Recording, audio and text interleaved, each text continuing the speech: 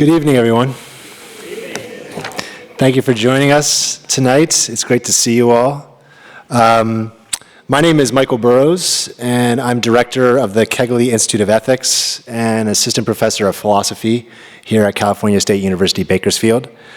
It's really wonderful to be with you tonight, to be part of this community, to honor the life, work, and legacy of Dr. Martin Luther King Jr., and we've really had a wonderful day of events doing just that, including a faculty panel this morning on the legacy of Dr. King, a film screening, and just recently outside the door, I did a community reading of Letter from Birmingham Jail. And tonight is really our culminating event with a great series of talks. It's really an honor for me to be part of helping to facilitate and organize this event. I want to thank, before I introduce our speakers and we move on with the program, I want to thank the many collaborators who have worked together to organize the series of events today.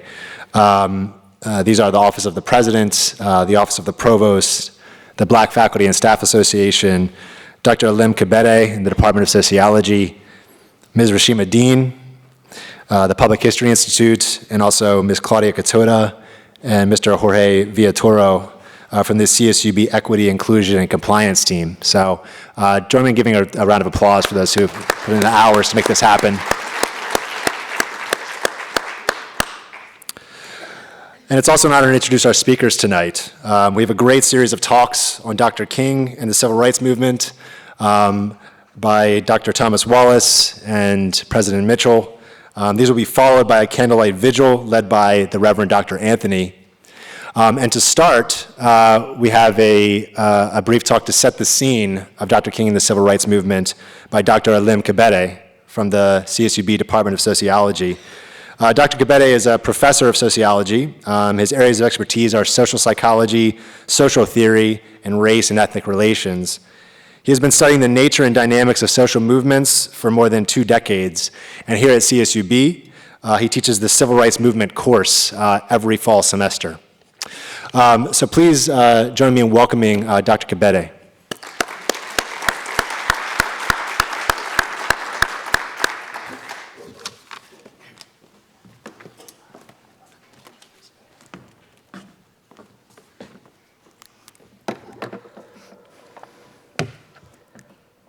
(6:01 p.m., April 6, 1968).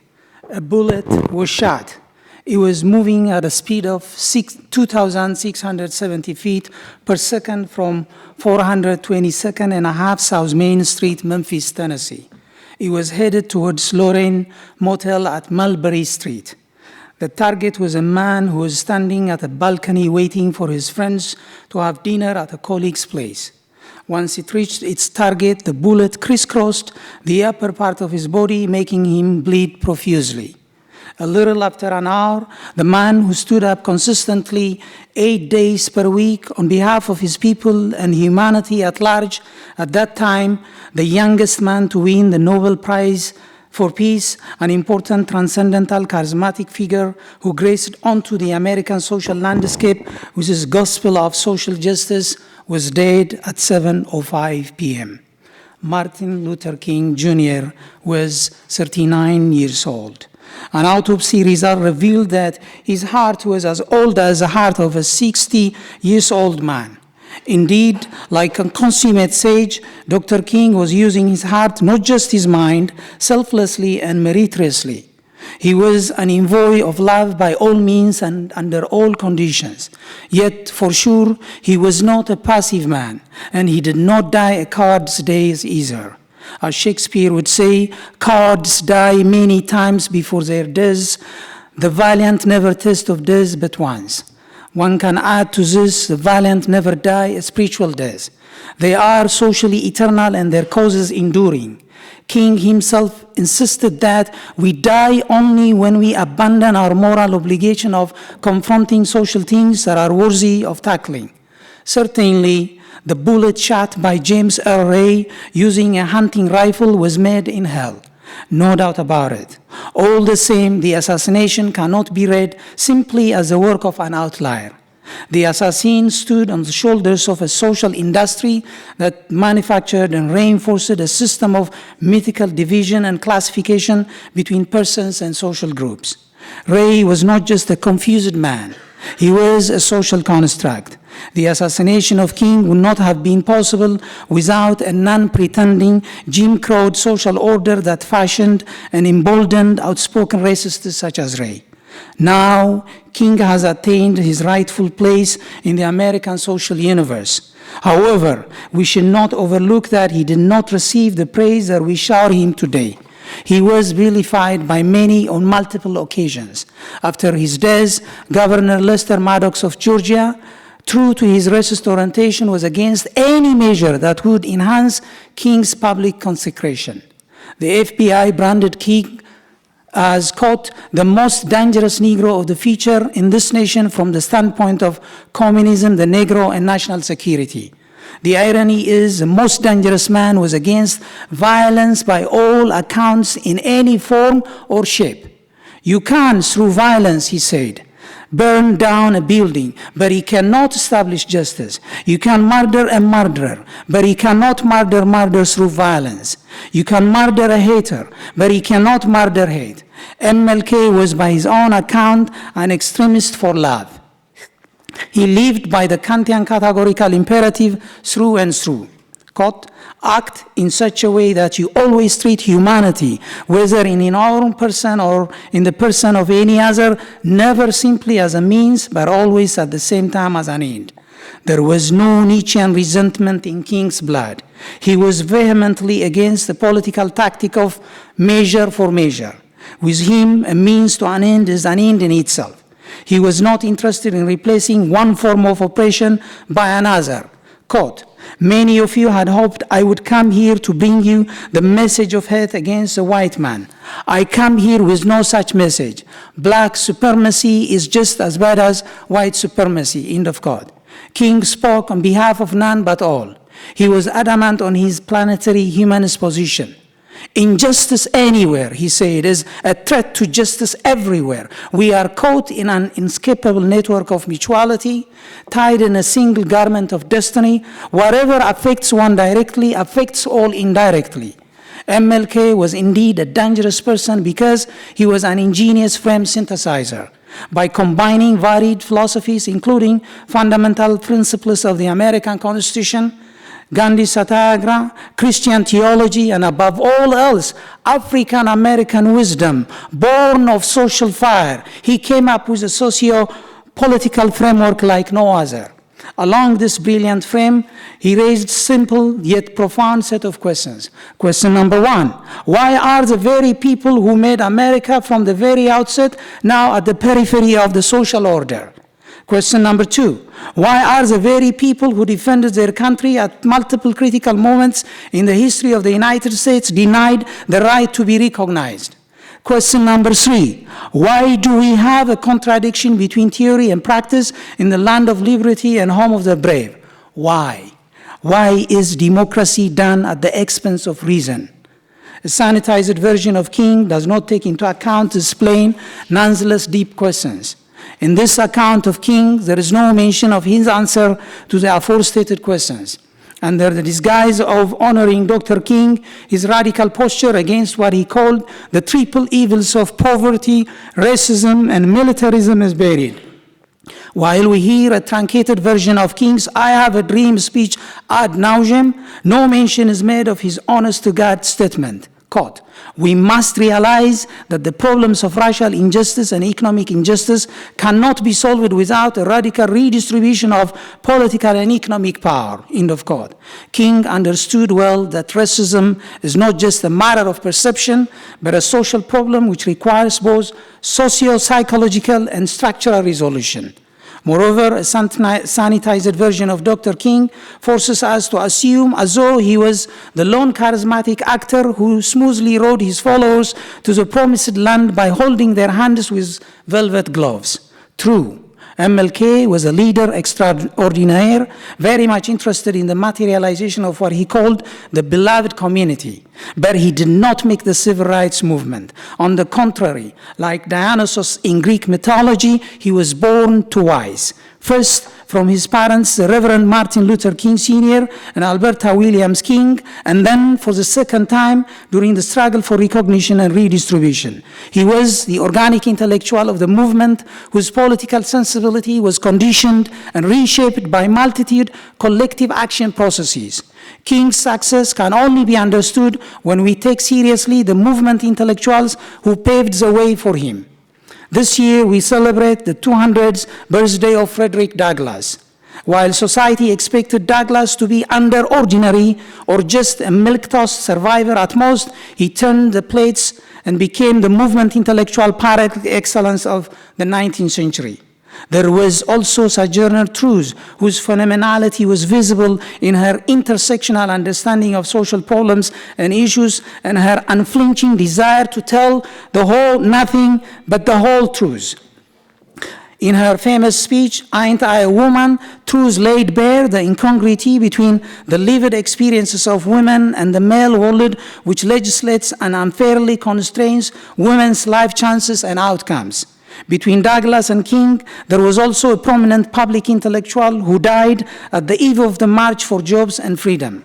W.E. Du Bois, the first black person to earn the PhD from Harvard University, was an indefatigable fighter against racial injustice, both at a national as well as a global level. How could we disremember this important Pan-Africanist who worked hard at the global movement domain for more than 60 years? Thus, we must protect ourselves from a none but him metaphysical affection towards King. We should refuse to enter into a historical region where the role of the unsung heroes is undermined and important civil rights leaders are disremembered. Today, along with MLK, we should recognize women who served the movement in various capacities. Coretta Scott King, for instance, should not be reduced to a second-class citizen of the movement. She should not be seen simply as King's wife, a woman who was just complimenting her husband. She should not be perceived as an extra in a movie called the Civil Rights Movement. Coretta Scott King's political career spanned all the way from the time when MLK was not politically active to the time of her death in January 30, 2006. She fought a bastard system for more than half a century. Coretta Scott King is an American hero in her own right.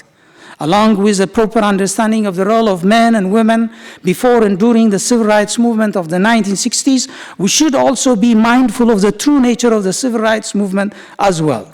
The civil rights movement was a national collective action predominantly carried out by African Americans with the help of individuals of varied racial and ethnic backgrounds. Nor was the civil rights movement a Sunday school picnic or a duck soup collective action. The March for Freedom was a long, protracted struggle, and it was not a smooth collective campaign accompanied by playful actions. The civil rights movement was a war of attrition, albeit from moral station of a higher standing. Each victory was made possible through the blood and sweat of the spirited men and women, and the young, the bright, and the futuristic. So much has changed since Dr. King paid the ultimate sacrifice. Perceptions have changed, but the structural resolution that King sought has not taken place. Still, comic duality marked by sorry/not sorry moments runs through the American social order. In 2008, a sorry, you deserve better moment gave us the first black president. On the other hand, during the last 50 years, the social order has been in I'm not sorry mood, mostly manifesting itself in the form of what Michelle Alexander calls the new Jim Crow. Masquerading as law and order, this open/hidden transcript selectively hits men and women with triple whammy. First, serving social revenge cold, it depersonalizes members of society, for sure abandoning the processes of reinstitution believed to be the characteristics of modern societies. Secondly, it has undermined families while over-demanding personal responsibility from the very people who are disempowered. Thirdly, by taking away their civic capital, it has turned a multitude of citizens into citizen subjects. These citizen subjects are expected to carry out their duties without being allowed to exercise their rights. As documented by multitude scholars, unfortunately, the United States has more prisoners than the defunct regimes in the Soviet Union and apartheid South Africa. Sadly, 1 out of 3 prisoners in the United States is black. Correspondingly, 1 in 13 who cannot vote is African American. In some states, the felony disenfranchisement rate is a vivid manifestation of a tragicomic politics. In Florida, Kentucky, Tennessee, and Virginia, more than 1 out of African Americans cannot vote. There is so much to be done. We need a multitude of MLKs. Long live with courageous and selfless men and women who fought and still fight for justice on behalf of the powerless and in lieu of free riders and cards such as me. Thank you.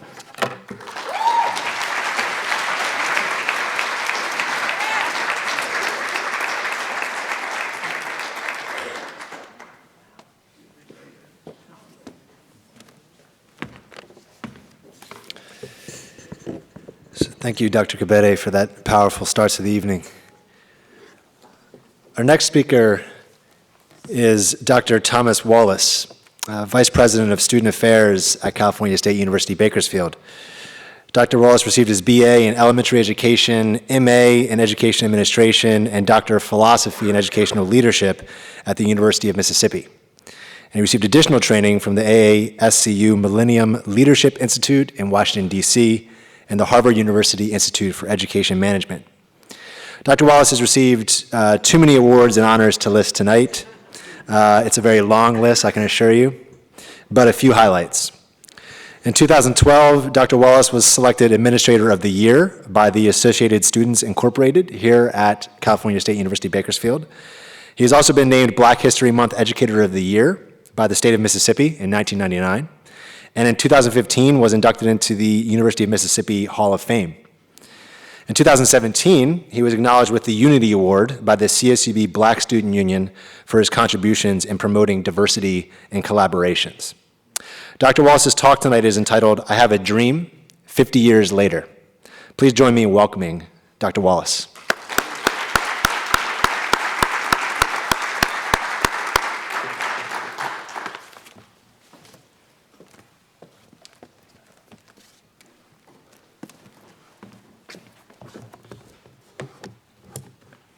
Thank you, Michael, for that introduction. My children will be proud. I am honored and humble when asked to be a participant in this program, to think about the commemoration and why we're here today. That alone is an honor in itself. When evil men plot, good men must plan. When evil men burn and bomb, good men must build and bind. When evil men shout ugly words of hatred, good men must commit themselves to the glories of love. Where evil men must seek to perpetuate an unjust status quo, good men must seek to bring into being a real order of justice. This quote from Dr. Martin Luther King is probably my favorite. What Dr. King did was inspire the hopeless to dream. Dr. Benjamin Mays, former president of Morehouse College in Atlanta, King's alma mater, said, "It must be borne in mind that the tragedy of life does not lie in not reaching your goal. The tragedy of life lies in having no goal to reach. Not failure, but low aim is sin. It isn't a calamity to die with dreams unfulfilled, but it is a calamity not to dream." Dr. Mays' quote tends to resonate with many educators. We as people must never stop dreaming. We must never lose hope. In Greek mythology, the story of Pandora's box runs parallel to the lives of people of color in America. As a wedding gift, the Greek god Zeus gave Pandora a box and warned her never to open it. Curiosity, like it does for many of us, got the best of her, and Pandora opened the box. Horrible things flew out of the box, including greed, envy, hatred, pain, disease, hunger, poverty, war, and death. All of life's miseries had been let out into the world. How many of us can relate to this? Pandora was finally able to slam the lid shut. The only thing remaining in the box was hope, the kind of hope we must never lose. I remember the evening of April 4th, 1968, a little different from the way most Americans do. Having spent most of my life as a youth growing up in the Memphis metropolitan area, it had suddenly become the city where Dr. Martin Luther King Jr. was assassinated. To compound the grief, my Uncle Bo died on the same day. The only thing on my mind was that April 6th was quickly approaching, and I wondered if anyone would remember that I would be celebrating my 12th birthday. Oh, the mind of a child. Little did I know at the time that the world had lost one of the greatest drum majors for social justice, peace, and human rights we will ever know. Memphis, Tennessee, where my father and probably 90% of my relatives currently reside, is now the home of the National Civil Rights Museum. The Lorraine Motel, the site of King's assassination, was transformed into the museum. It is a fascinating place to visit. On the evening of April 4th, 1968, while standing on the balcony outside of room 306 of the Lorraine Motel, the 39-year-old Nobel Peace Prize winner was gunned down, supposedly by James Earl Ray. I use the term supposedly because the King family and others believe the assassination was a conspiracy on the part of the government, the mafia, and the Memphis police. While King had many famous speeches, tonight I will focus on two of them. I Have a Dream was given on March 28, 1963, on the steps of the Lincoln Memorial in Washington, D.C. And I've Been to the Mountaintop was delivered on the night of April 3, 1968, at the Mason Temple Church of God in Christ in Memphis, Tennessee. King was in Memphis for the Poor People's Campaign. On March 18, 1968, about 2 weeks before I've Been to the Mountaintop speech, King delivered a powerful speech before approximately 17,000 people at Mason Temple. Then on the night of April 3, 1968, he delivered his I've Been to the Mountaintop speech. This speech was given in support of the Memphis sanitation workers who were striking against unfair treatment and working conditions of the sanitation workers. 2 workers had been killed by a malfunctioning compactor on a garbage truck. I will draw on excerpts from his April 3rd I've Been to the Mountaintop speech, and then elaborate on excerpts from his I Have a Dream speech. And I quote, "The nation is sick, trouble is in the land, confusion all around. That's a strange statement, but I know somehow that only when it is dark enough can you see the stars.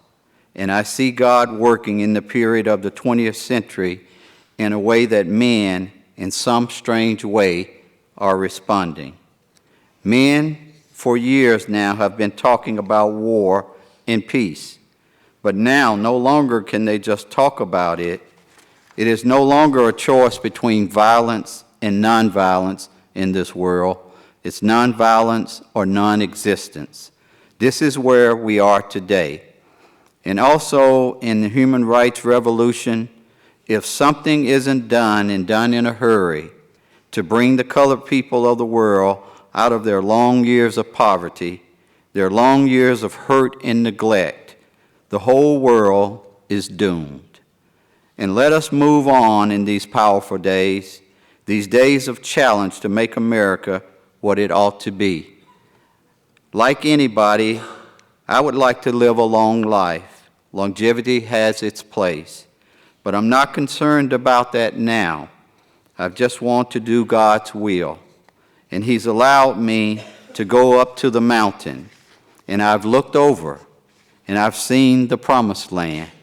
I may not get there with you, but I want you to know that we as a people will get to the promised land. End quote. And the following day, King was shot and killed. Some consider his 1963 I Have a Dream speech to be his most powerful. It is probably the one most Americans are familiar with. I will read a few excerpts from his speech, and I quote, "I say to you today, my friends, even though we face difficulties of today and tomorrow, I still have a dream. It is a dream deeply rooted in the American dream. It is a dream deeply rooted in the American dream. I have a dream that one day this nation will rise up, live out the true meaning of its creed. We hold these truths to be self-evident that all men are created equal. I have a dream that my 4 little children will one day live in a nation where they will not be judged by the color of their skin, but by the content of their character. Let freedom ring from every hill and molehill of Mississippi. From every mountainside, let freedom ring. When we allow freedom to ring, when we let it ring from every city and every hamlet, from every state and every city, we will be able to speed up that day when all of God's children, black men, white men, Jews and Gentiles, Protestants and Catholics, will be able to join hands and sing in the words of the old Negro spiritual, free at last, free at last. Thank God Almighty, we're free at last. End quote. Since King's 1963 I Have a Dream speech, many positive things have happened in America, but many of the things he mentioned in 1963 have yet to be realized in 2018. Now let's fast forward 50 years from his untimely death in 1968. Like Dr. Martin Luther King, I too have a dream. My dream is an amalgamation of values instilled in me by my grandmother. The quality of education I've been fortunate enough to receive, and my belief in God Almighty to make this world a better place for the many diverse people that occupy it. Nationally, the median annual pay for a woman who holds a full-time job is $40,742, while the median annual pay for a man who holds a full-time year-round job is $51,212. This means that overall, women in the United States are paid 80 cents for every dollar paid to men, amounting to an annual gender gap of $10,470. On average, women employed full-time in the United States lose a combined total of more than $840 billion every year to the wage gap. I have a dream that one day women will be free of harassment and fear in the workplace.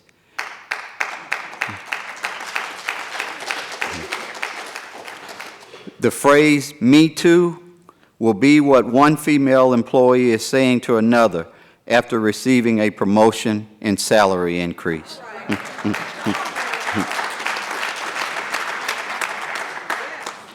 On a single night in 2017, 553,742 people were experiencing homelessness in the United States. For every 10,000 people in the country, 17 were experiencing homelessness. I have a dream that one day we will declare that we are our brother's keeper and commit ourselves to figuring out a way to provide shelter for our homeless brothers and sisters. Statistics from the Federal Bureau of Prisons indicate that 38% of Americans incarcerated are African American. I have a dream that as a society, we will realize that it is more prudent to invest on the front end of life rather than on the back end of it.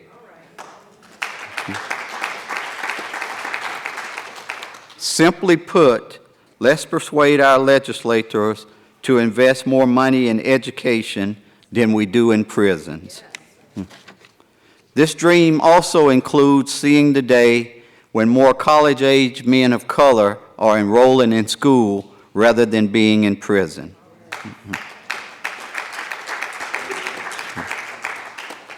I remember vividly my Uncle Frankie returning home from the Vietnam War, and like many other soldiers returning, they never got a hero's welcome. He refused to even talk to us about the war.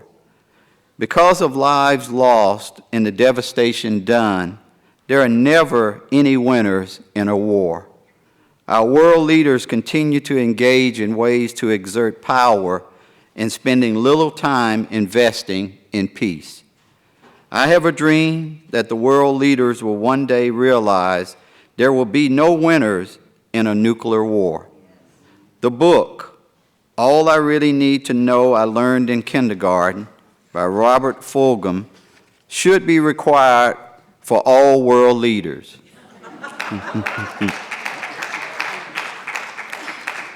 Maybe they will learn how to play nicely in the sandbox.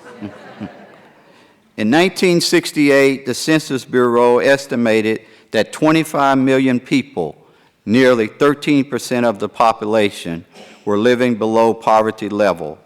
Today, 46.2 million people, 15.1% of the population, live in poverty.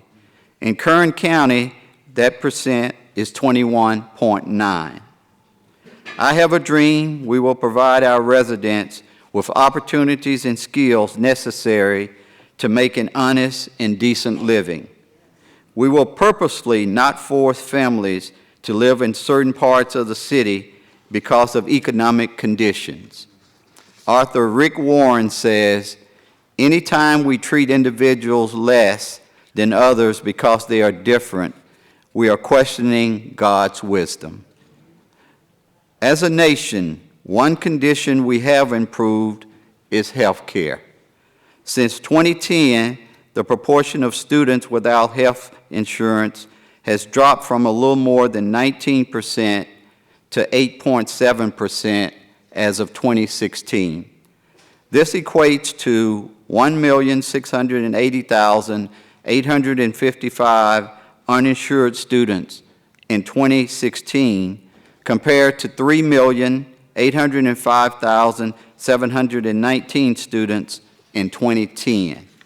Fortunately, in California, one of the Medicaid expansion states, nearly 94% of students at both public and private universities were insured.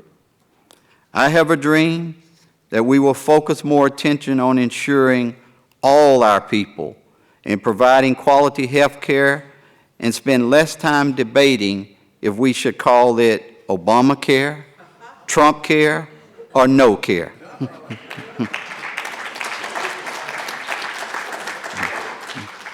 How much longer do we turn our backs and allow the purchase of weapons that continue to harm our people? We are saddened by the continuous shooting of helpless victims due to the lack of gun control laws. I say to the NRA supporters, I agree that you should have the right to protect your home and family. Where we might disagree is, I don't think you need RA-15s or other semi-automatic rifles to do so. I have a dream that Americans for gun control and those against it will agree that it is currently out of control, and we will work together for a resolution. I also have a dream that instead of arming teachers in the classroom with guns, we will arm them with the pay they deserve and create classroom environments conducive to learning. How much longer do we have to see unarmed black men beaten and or killed by police officers?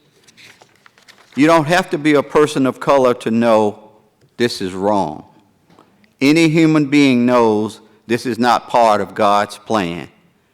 I have a dream that one day all police officers will be of like minds, the mind to protect all God's children, regardless of race, color, or creed. I have a dream that Chief Lyle Martin will assemble a staff of officers that model his behavior and care for others. I have a dream that one day I, like other black fathers, won't have to give our sons special instructions on what to do if pulled over by a police officer in order to make it home safely.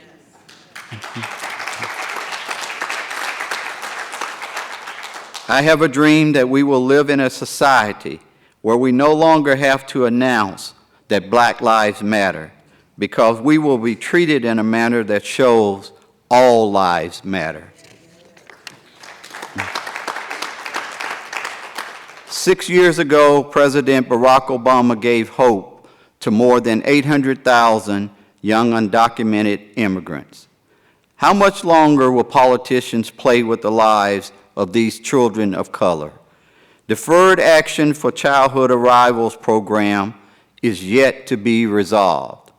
Our helpless children live in constant fear of being deported or jailed. I have a dream that very soon those who have been elected to represent all the people of this wonderful country will replace the acronym DACA with the acronym WAMBCC. Let me repeat that acronym for you. WAMBCC, which means Welcome to America, my beautiful children of color.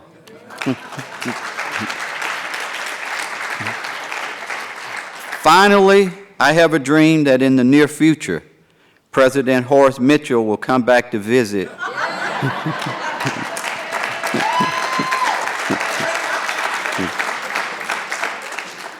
That President Horace Mitchell will come back to visit the CSUB campus and see a community of different races, colors, genders, creeds, sexual orientations, socioeconomic statuses, and nationalities living and thriving harmoniously. The CSUB campus will be the model for the CSU system. I believe if Martin Luther King was still living, he would end his speech with the same plea that I make to you tonight. A very simple one. Please, please do not make my dream a nightmare. Thank you.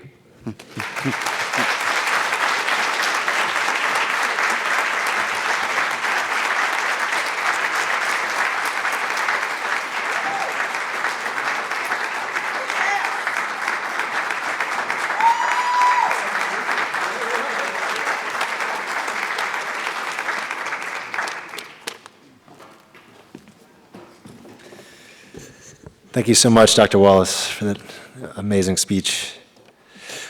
So our next speaker is Dr. Horace Mitchell, who we all know.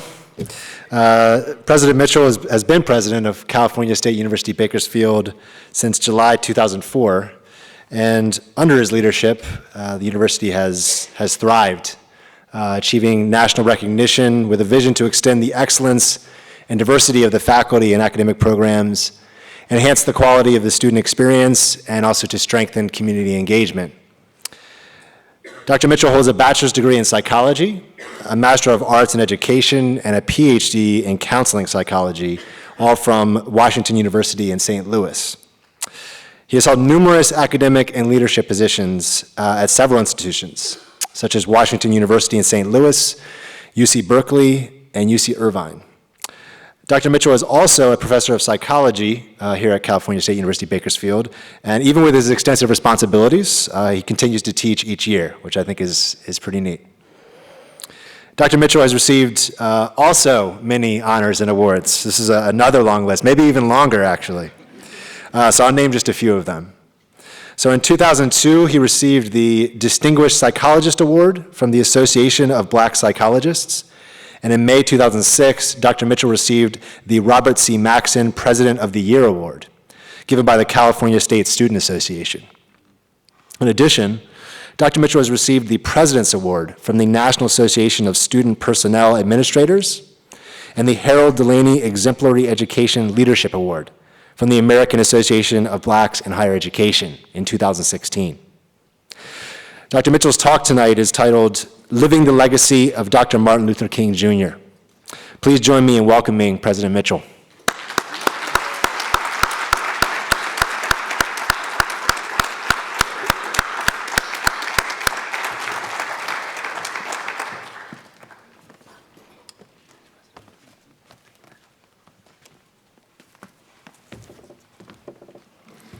Thank you very much, Michael, and good evening, everyone. I would say that my 94-year-old mother would be proud.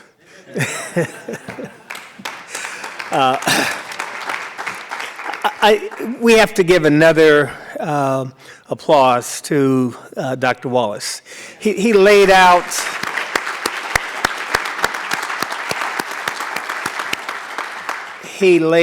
a vision that is very compelling. And so we need to print a copy of his I Have a Dream. What do you think? All right. Thank you, Thomas. Well, good evening again, and thank you for attending this session of our program, CSUB Honors the Legacy of Dr. Martin Luther King, Jr. I hope you've had a chance to participate in one or more of the earlier sessions today. And I want to thank each of the participants, both in those earlier sessions and in this one, for the powerful words and thoughts and concepts that you've shared with us this evening, and all throughout the day. So thank you very much for that. Dr. King, as most of you know, was born on January 15th, 1929 in Atlanta, Georgia. If he were alive today, Dr. King would have celebrated his 89th birthday this year. He was assassinated, as you know, 50 years ago today at the young age of 39. It's hard to conceive all of his accomplishments in a lifetime that was only 39 years. Dr. King was a well-educated man whose life was rooted in African American culture and experience and Christianity. His father and maternal grandfather were both Baptist ministers, and his grandfather had served as the first president of the local NAACP. His mother was a school teacher and the church organist. After he received his PhD from Boston University's School of Theology at the age of 26, he married Coretta Scott, a music educator, and moved to Montgomery, Alabama, where he became pastor of Dexter Avenue Baptist Church. It was from that place and point that the Montgomery bus boycott was organized and the modern civil rights movement began. From these cultural and religious beginnings, Dr. King embraced all people and all religions in the fight for civil and human rights and peace. He was not only an African American hero, he was an American hero. At the same time, Dr. King was not the only leader of the movement. Thousands of others from all walks of life joined him as leaders and participants. Many gave their lives in freedom rides, demonstrations, sit-ins, and church bombings. His life and legacy are significant and have relevance for all of us here tonight. I want to put a personal perspective on the context within which Dr. King began his work. I was born in Mississippi in 1944. We lived in the black section of a segregated city, Clarksdale. The schools were segregated, and black people were expected to, quote, stay in their place, unquote. Blacks in many southern towns and cities were the victims of hood-wearing, torch-carrying Ku Klux Klan members who rode through black communities on horseback, yelling racial epithets and warning people about what would happen to them if they were involved in marches and demonstrations like those that were happening in other cities. I remember very vividly that on one occasion, I witnessed such KKK behaviors when I was about 10 years old. When we went downtown in Clarksdale, we were faced with, quote, whites only, quote, unquote, and colored, unquote, quote and unquote, signs at water fountains, restrooms, and doorways. We could not eat at the local restaurants, and black visitors were not welcome at local hotels. An all too frequent occurrence was black men being abducted by angry white mobs and taken to locations where they were shot or hung. Such hangings without cause and without concern for justice was later the subject of one of Billie Holiday's songs entitled Strange Fruit.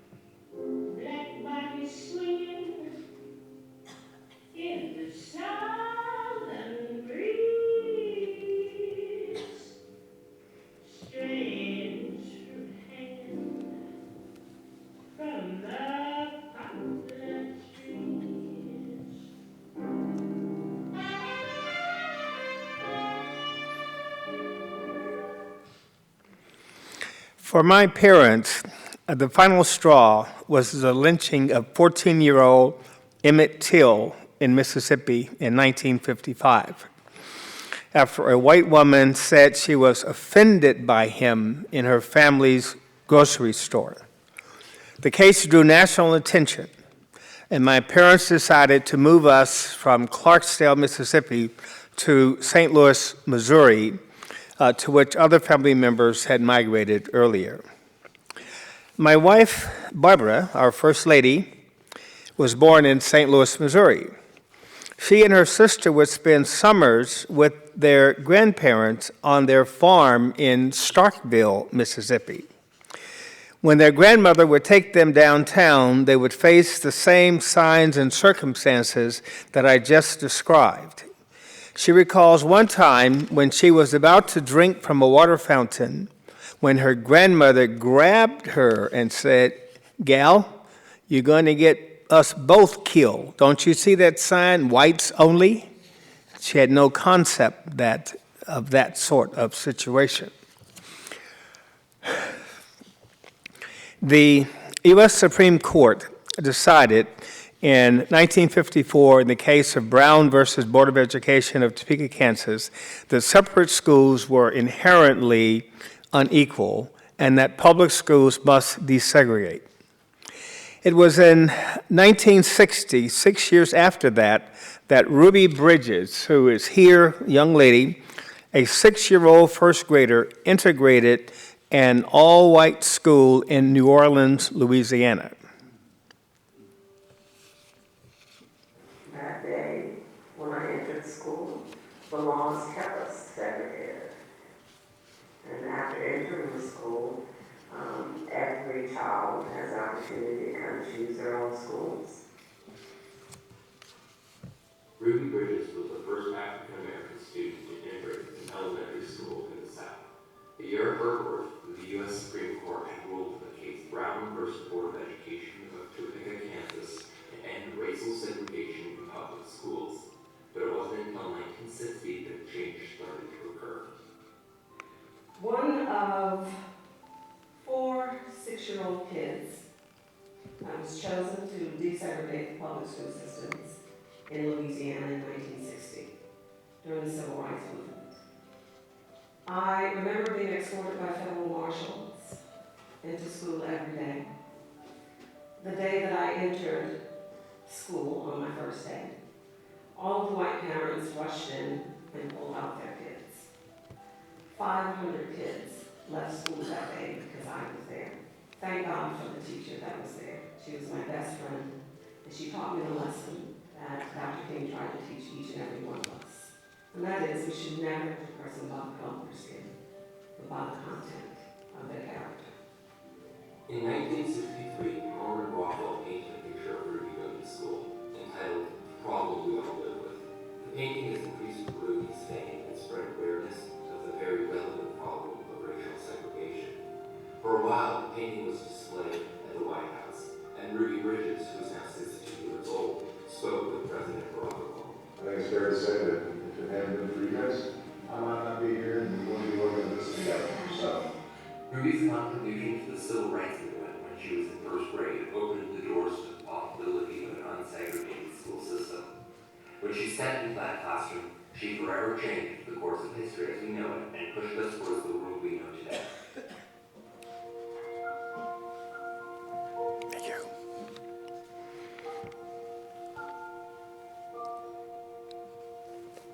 It was still years later when my wife Barbara had the experience of being selected with a small group of black students to be bused to an all-white school in South St. Louis.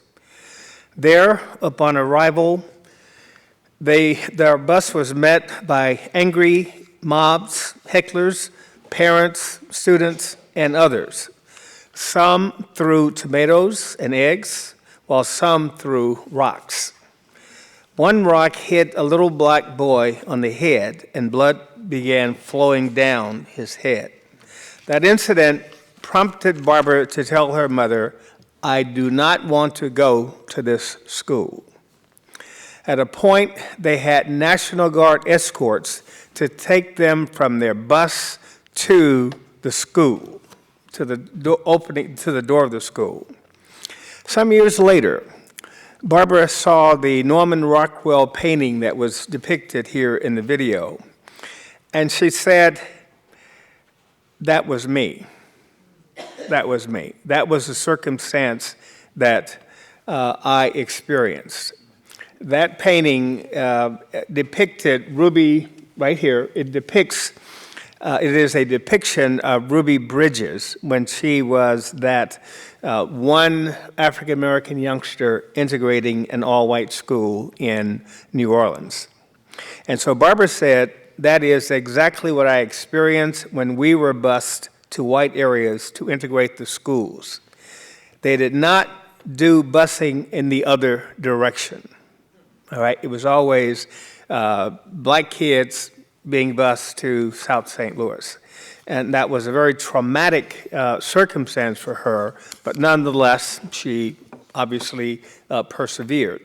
And in fact, she told me, as we talked about this many years ago, that the kids actually got training at church about how not to respond to all of the hateful kinds of things that people would say. And they had to internalize that. She also recalls an experience that she had as a Girl Scout in St. Louis. She says, our troop took a public bus from all-black neighborhood in St. Louis to the end of the bus line to a predominantly white neighborhood. We stopped at a small strip mall to go to the local drugstore to have ice cream at the lunch counter. All the little Girl Scouts sat at the counter waiting for their leader to order their ice cream cones. The waitress asked them to have their leader come over. She says their leader was told that the waitress could not serve them there or she could get fired. She told them that they could get the ice cream. They told the leader that they could get the ice cream, but they had to eat it outside. And the leader said, no way. And so they left. And Barbara points out that the leader of the Girl Scouts, the mother of the leader, was in fact a white woman who understood the inhumanity of that and certainly taught her daughter about how to respond to situations like that, certainly situations that parents would never expect to have to deal with.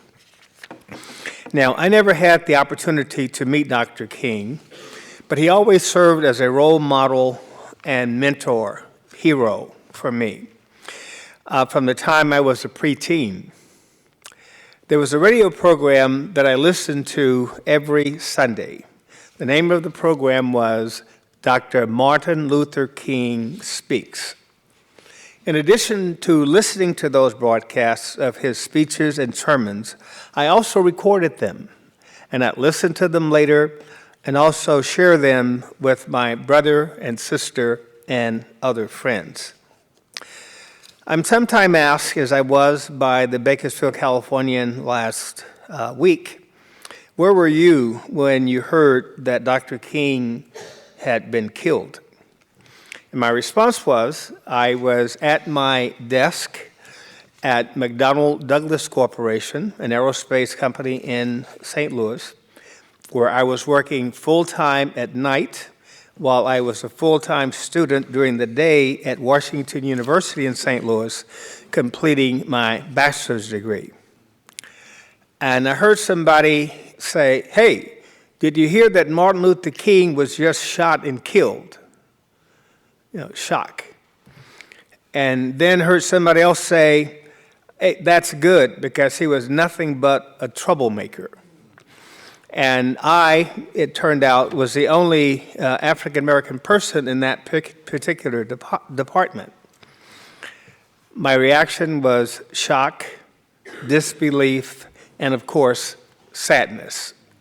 And then I called Barbara and we talked about that, and it was devastating for both of us. But it was very much a reality and something that in some ways you don't get over, but you know that that's the way some of these things go. And we always wanted to make sure that our children understood the nature of this experience. All too often, what we say is that some students of color, especially when they're from families that have some amount of resources, don't have a sense of struggle because they've had what they needed and they didn't know a time when they didn't have what they needed.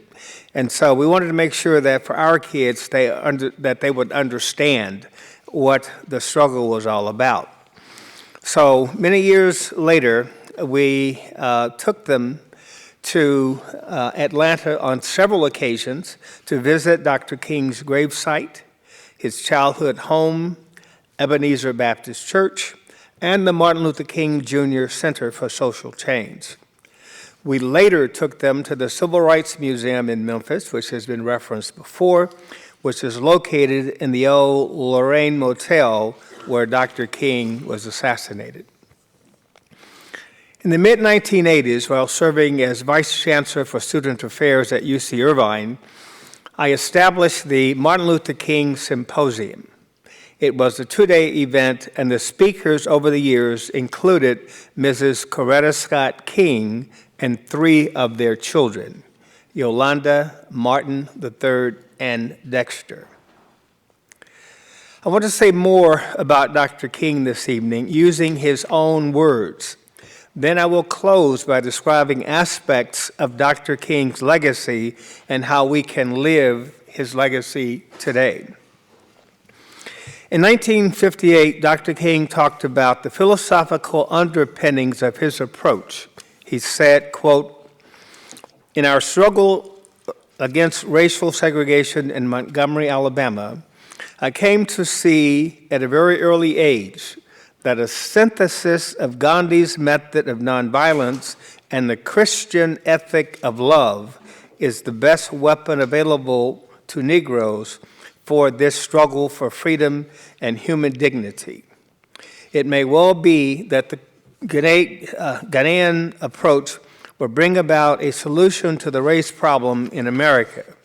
His spirit is a continual reminder to oppressed people that it is possible to resist evil and yet not resort to violence." Close quotes.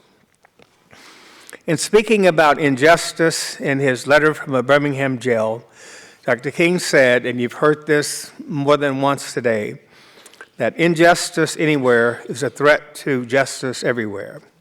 We are caught in an inextricable network of mutuality, tied in a single garment of destiny. Whatever happens to one directly affects all indirectly. Close quotes.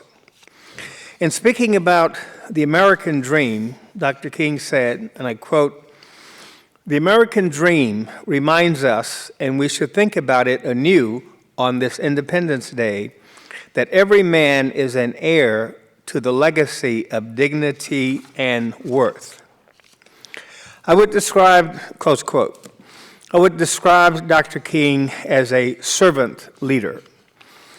By that, I mean that he never sought the limelight. Rather, he responded as a man of conscience to the circumstances and situations he observed.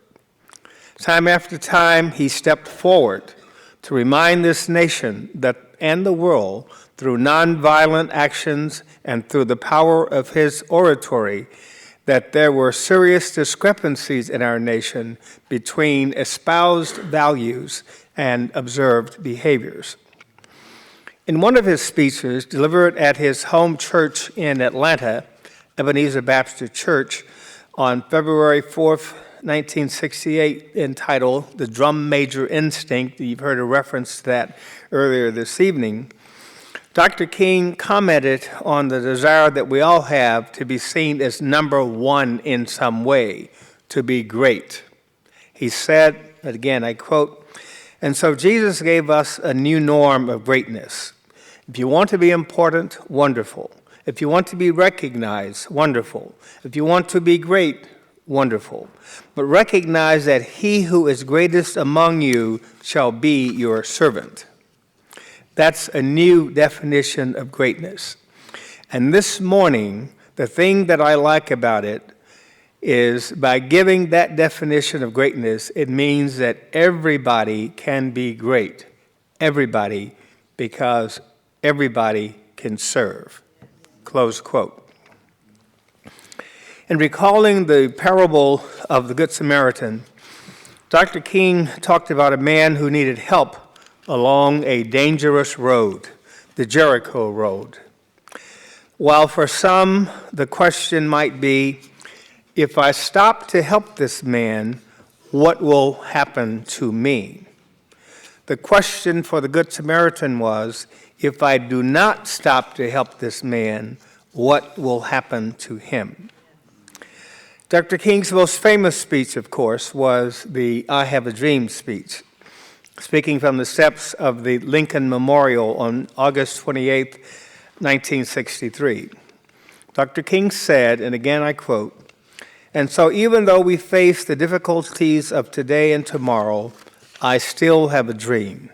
It is a dream deeply rooted in the American dream. And a lot of people don't recognize that his dream was deeply rooted in the American dream. He went on to say, and again, you've heard this today, I have a dream that my 4 little children will one day live in a nation where they will not be judged by the color of their skin, but by the content of their character. In his dream, he envisioned an America that would live up to its creed. We hold these truths to be self-evident, that all men are created equal and they are endowed by their Creator with certain inalienable rights, that among these are life, liberty, and the pursuit of happiness. Close quote. Dr. King's last speech was entitled, I've Been to the Mountaintop. And you might notice that many of us today as speakers have picked up on this particular speech, and I find it to be really very important. And he said, this particular speech was given on April 3rd, 1968, the day before he was assassinated. And he said in his speech, quote, well, I don't know what will happen now. We've got some difficult days ahead.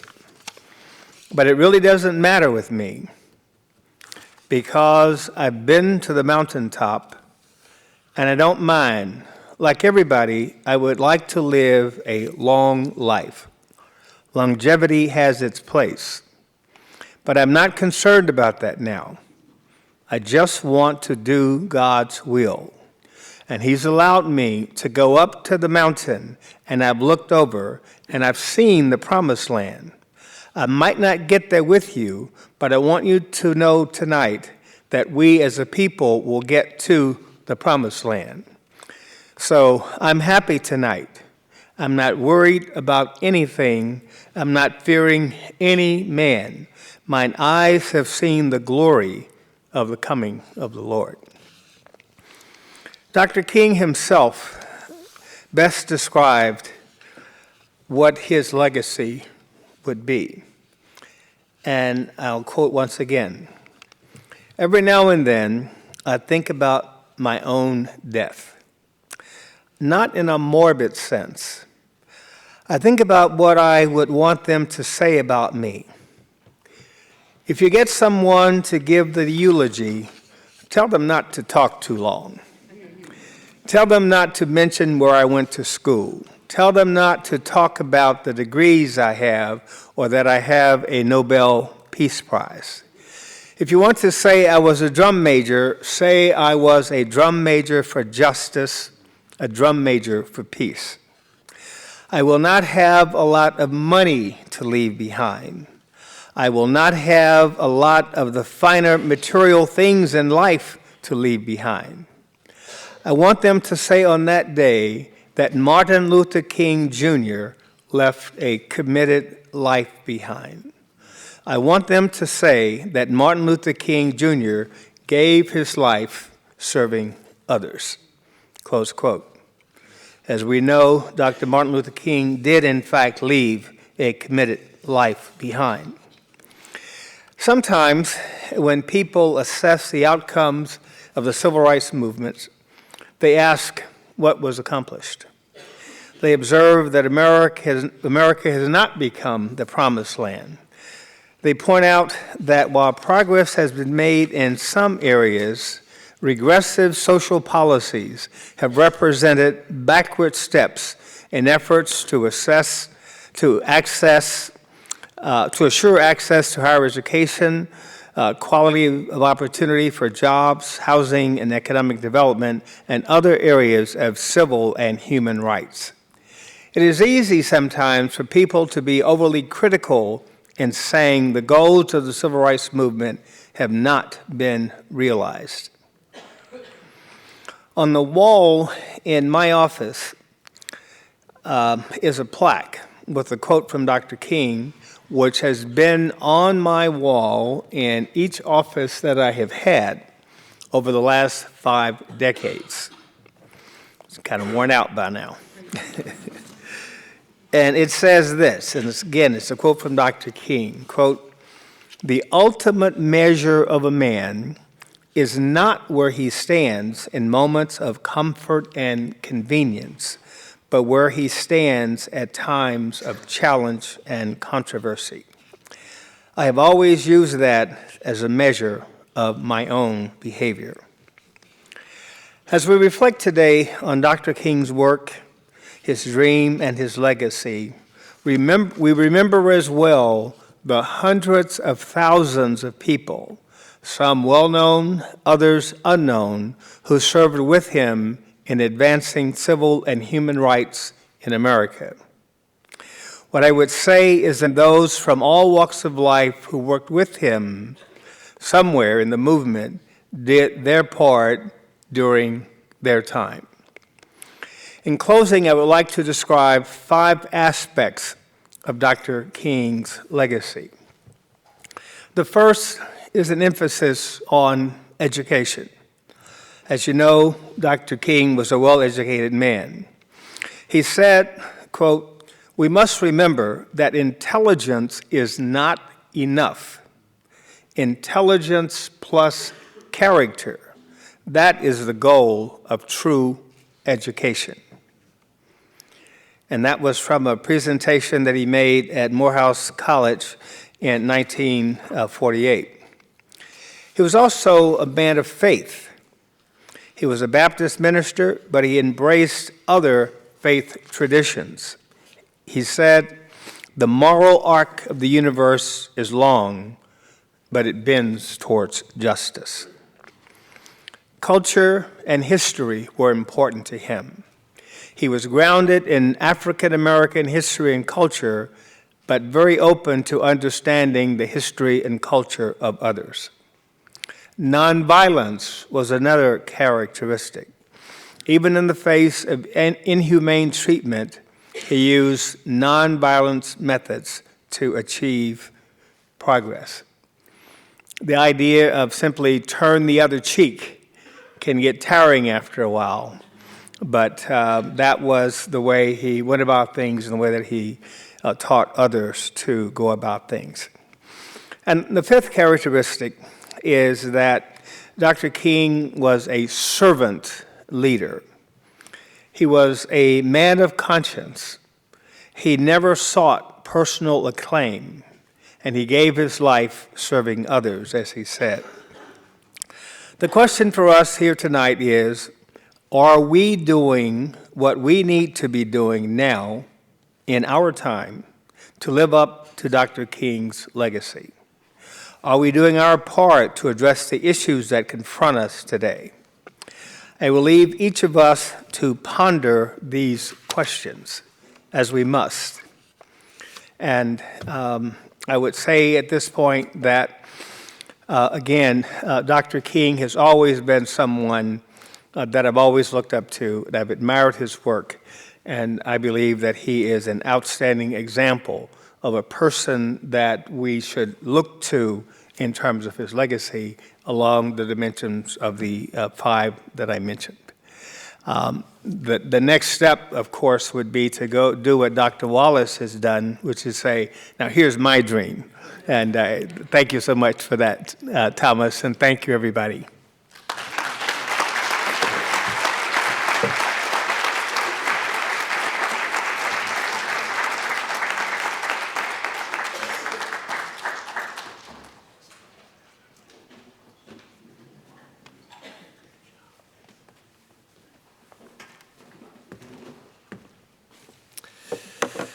So let's have one more round of applause for Dr. Mitchell, both for his talk and his leadership.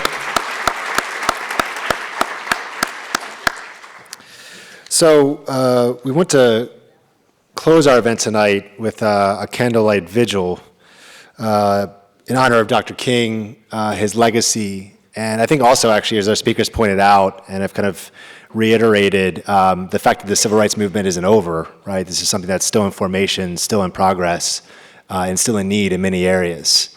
So both a past and a present recognition tonight.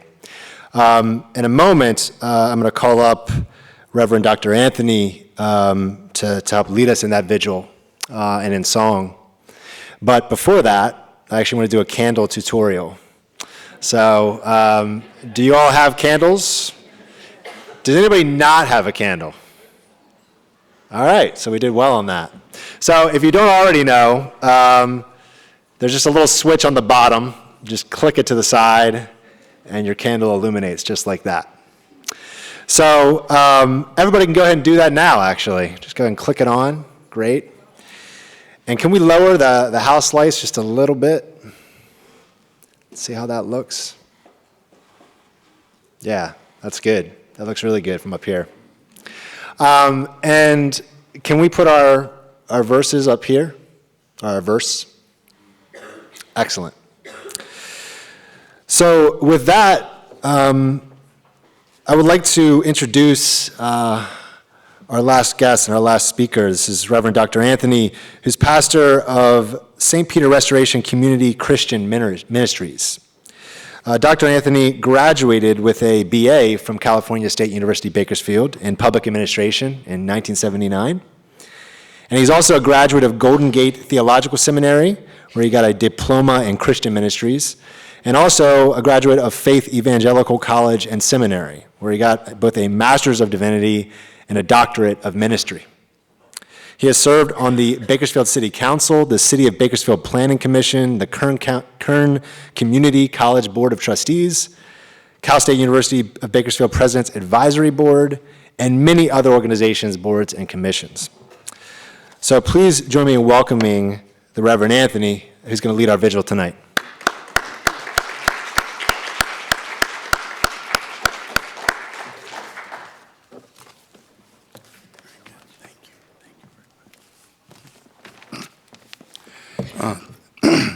Good evening. Thank you for the introduction. Wasn't this great? We should give them another hand.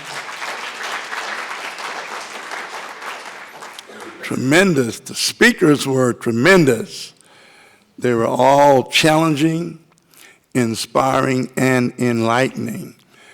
We'd just like to commend Cal State for this significant event. And we thank you, Dr. Mitchell, for your leadership. You know, someone said if we don't remember our history, there's a possibility of repeating it. It's important, as I say, to remember the good, bad, and the ugly, so that we can always show love and let our light shine. I'm going to do something different. We'll sing the chorus twice. I'm asking you to sing it one more time. The last time, we won't say someday, but we'll say today. Okay? I'm going to ask you to stand. I won't ask for an offering.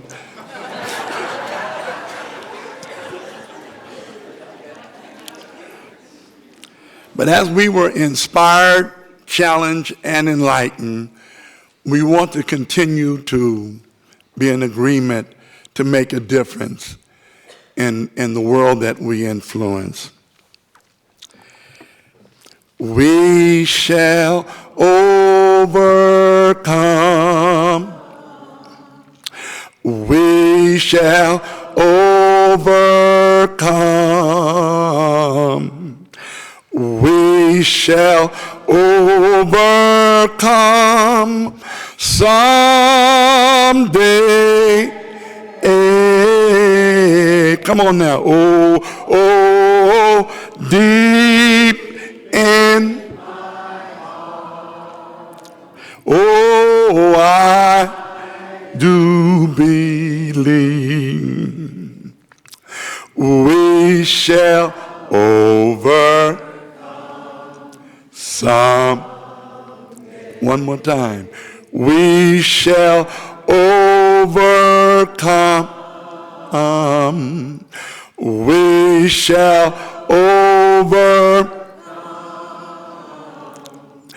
we shall overcome someday,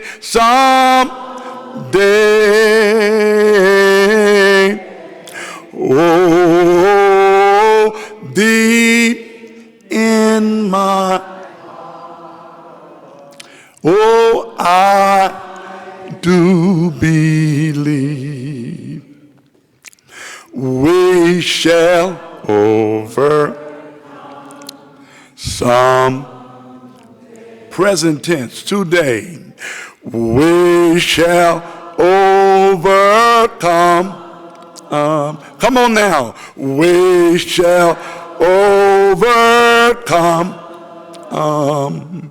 We shall overcome today.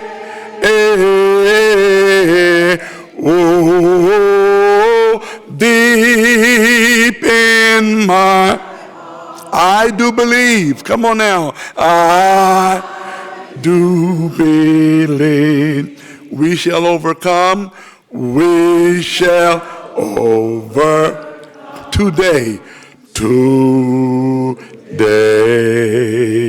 Say amen.